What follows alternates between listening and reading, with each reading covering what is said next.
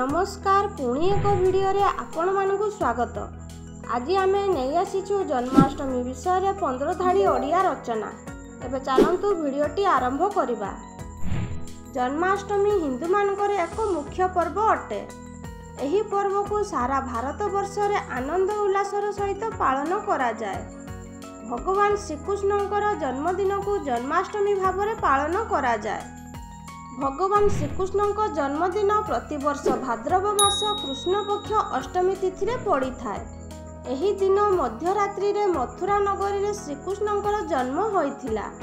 श्रीकृष्ण माता देवकी एवं वसुदेवଙ୍କର अष्टम संतान थिले।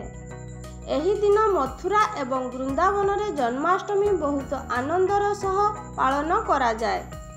मथुरा एवं वृंदावन सारा विश्व रे प्रसिद्ध, कारण एही स्थान रे श्रीकृष्ण निजर पिलादिन कटाई थिले। जन्माष्टमी दिन मथुरा रे बहुत उच्चरे दही हांडी बंधा जाए एवं जी एही हांडी भांगी थाए ताकू पुरस्कार प्रदान मध्य दिया जाए। ओडिशार मध्य जन्माष्टमी पर्व आनंदर सहित पालन करा जाए। एही दिन प्रभु श्रीकृष्णଙ୍କ मूर्ति को सुंदर भाବରେ सजाई पूजा अर्चना करा जाए। भक्त माने उपवास रही जन्माष्टमी ओषा करिथांती। मंदिर मानकरे भक्तंक गहळ हेबा सह धार्मिक संगीत मध्य परिवेषण करा जाए।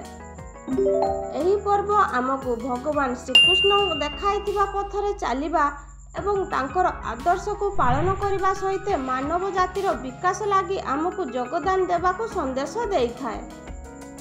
वीडियोटी को शेष पर्यंत देखिथिबारु धन्यवाद।